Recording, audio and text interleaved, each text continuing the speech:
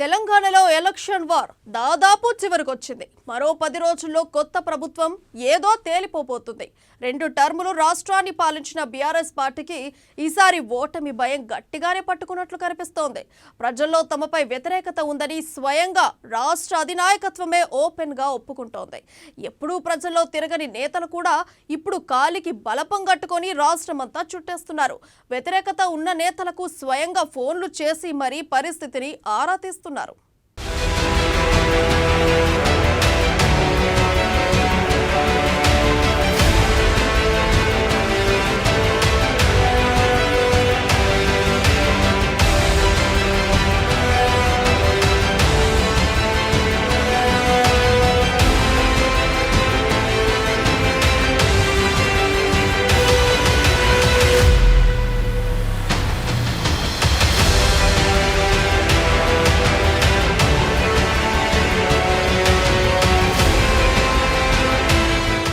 తెలంగాణలో పీక్స్ కి చేరిన పాలిటిక్స్. పోలింగ్ కు మరికొద్ది రోజులే సమయం. నేతల మధ్య పేలుతున్న మాటల తూటాలు. తెలంగాణలో అనూహ్యంగా పుంజుకున్న కాంగ్రెస్. కేసీఆర్ లో మొదలైన కంగారు. మీడియాలో హడావుడి మొదలుపెట్టిన బీఆర్ఎస్. ప్రతిరోజు 4 స్థానాల్లో ప్రచారాలు. కేసీఆర్ ను వెంటాడుతున్న కాంగ్రెస్ భయం. ప్రశాంత్ కిషోర్ సలహాలు తీసుకుంటున్న కేసీఆర్.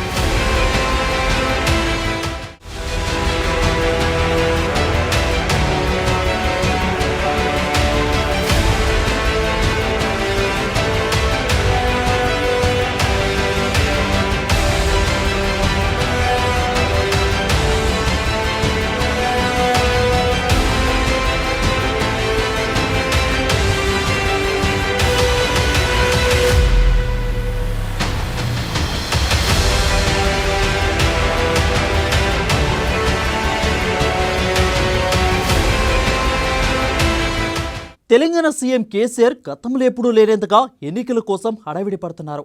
గత 2 అసెంబ్లీ ఎన్నికలను తేలికగా తీసుకున్న కేసీఆర్ ఇప్పుడు మాత్రం సీరియస్గా తీసుకున్నారు. ప్రస్తుతం తెలంగాణలో పోటీ కాంగ్రెస్ బీఆర్ఎస్ మధ్య నువ్వా నేనన్నట్లుగా ఉంది. ఏ పార్టీ గెలుస్తుందో చెప్పలేని పరిస్థితి. అందుకే గెలిచే ప్రతి అవకాశాన్ని వాడుకోవాలని కేసీఆర్ భావిస్తున్నారు. కేసీఆర్ వరుసగా నియోజకవర్గంలో సుడిగాలి పర్యటనలు చేస్తున్నారు. కేటీఆర్, హరీష్ రావు మీడియాను అడిగి మరీ ఇంటర్వ్యూలు ఇస్తున్నారు.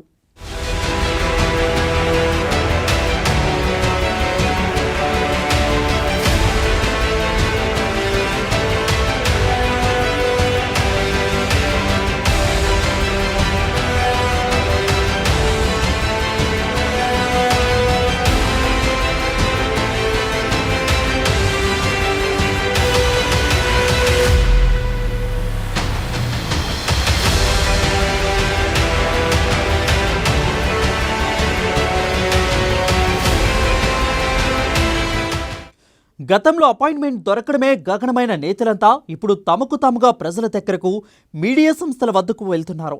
యూట్యూబ్ ఛానళ్లకు కూడా ఇంటర్వ్యూలు ఇస్తున్నారు.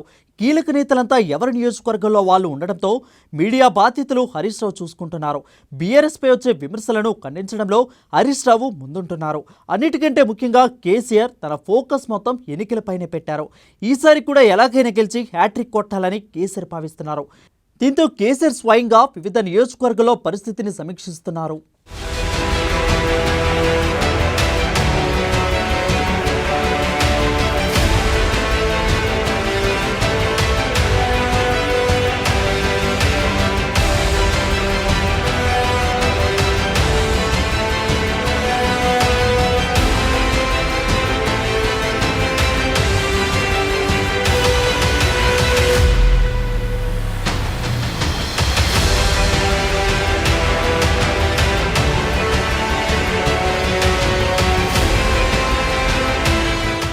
ప్రస్తుతం కేసీఆర్ రోజుకు 3-4 నియోజకవర్గాల్లో పర్యటిస్తున్నారు. ఒకవైపు వేర్వేరు నియోజకవర్గాల్లో పర్యటిస్తూనే మరోవైపు బీఆర్ఎస్ అభ్యర్థులకు ప్రతిరోజు ఫోన్లు చేస్తూ ఆయా నియోజకవర్గాల్లో పరిస్థితిని తెలుసుకుంటున్నారు. సానుకూలతలను ప్రతికూలతలను విశ్లేషిస్తూ వారికి ఎప్పటికప్పుడు దిశానిర్దేశం చేస్తున్నారు. ఎలక్షన్లు వస్తూ ఉంటాయి, పోతా ఉంటాయి. 75 సంవత్సరాల భారతదేశంలో ప్రజాస్వామ్య ప్రక్రియలో ఎంత పరిణతి రావాలనో అంత పరిణతి ఈ రోజు కూడా ఇంకా రాలేదు. మీ అందరిని నేను కోరేది, ఎలక్షన్ రాగానే ఆగమాగం కావద్దు. ఎలక్షన్ వస్తే ఆలోచనతోని, వివేచనతోని ఓటేస్తే మనకు మంచి జరుగుతుంది. ఎందుకంటే ప్రజాస్వామ్యంలో ప్రజల దగ్గర ఉండే ఒకే ఒక ఆయుధం మీ సొంత ఓటు. ఆ ఓటు చాలా ముఖ్యమైనది. ఆ ఓటు 5 సంవత్సరాల మీ యొక్క నకరేకల్ నియోజకవర్గం యొక్క మరియు రాష్ట్రం యొక్క భవిష్యత్తును నిర్ణయిస్తుంది. కాబట్టి జాగ్రత్తగా ఓటేయాలని నేను మనవి చేస్తా ఉన్నా.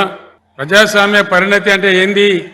వాటికి ఈ చెవితో నేను ఈ చెవితో వదిలిపెట్టడం కాదు, ఆలోచన చేయాలి. ఎలక్షన్ వస్తే ఏమవుతుంది? పార్టీకి ఒక మనిషి నిలబడతాడు.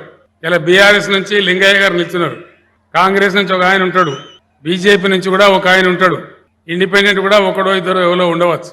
వీళ్ళు గెలుస్తారు. 30 తారీఖు నాడు ఓట్లు పడతాయి, 3 తారీఖు నాడు లెక్క పెడతారు. ఆడికి కథ అయిపోయిందని మీరు అనుకుంటారు, కానీ కథ అయిపోదు, కథ మొదలవుతుంది. ఇక్కడ ఏ ఎమ్మెల్యే గెలుస్తాడో రాష్ట్రంలో ఆ పార్టీ అధికారంలోకి వస్తుంది. ఆ ప్రభుత్వం మంచిదైతే మనకు మంచి జరుగుతుంది. ఆ ప్రభుత్వం బాగలేకపోతే 5 ఏళ్ళు మళ్ళా గొడగొడ ఏడవాలి, ఎవరు కూడా ఏం చేయలేరు. అందుకే ఓట్లు వేసేటప్పుడు ఎవడో చెప్పిండనో, మా సుట్టపోటు చెప్పిండనో, ఇంకో రకంగానో ఓట్లు వేయవద్దు. నేను చెప్పే 4 మాటలు మీరు మంచిగా వినండి. మీ గ్రామాలకు పోయిన తర్వాత ముఖ్యంగా బీఆర్ఎస్ కార్యకర్తల నాయకులు గ్రామాల్లో చర్చ పెట్టండి. ఎన్నికలకు ఇంకా 9-10 రోజులు టైం ఉంది.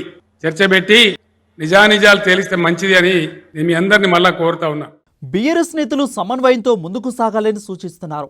వివిధ సర్వేలకు సంబంధించిన నివేదికలను తెప్పించుకొని అభ్యర్థులకు సలహాలు ఇస్తున్నారు. పోలింగ్కు మరికొద్ది రోజులు మాత్రమే గడువు ఉండడంతో అప్రమత్తంగా ఉండాలని చెప్తున్నారు.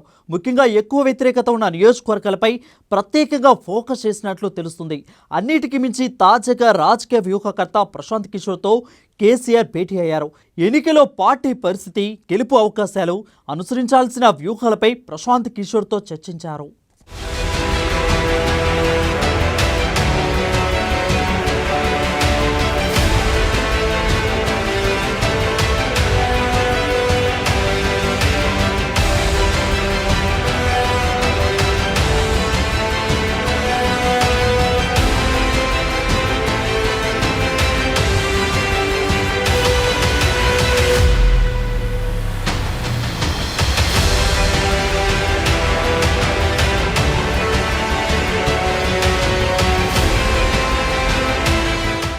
ఇదంతా గమనిస్తున్న ప్రత్యర్థులు కేసీఆర్లో కంగారు మొదలైందంటున్నారు.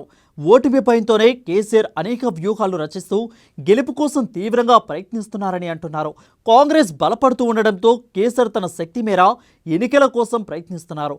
కేసీఆర్ ప్రయత్నాలు ఏ మేరకు ఫలిస్తాయో మరో వారం రోజుల్లో తేలనుంది.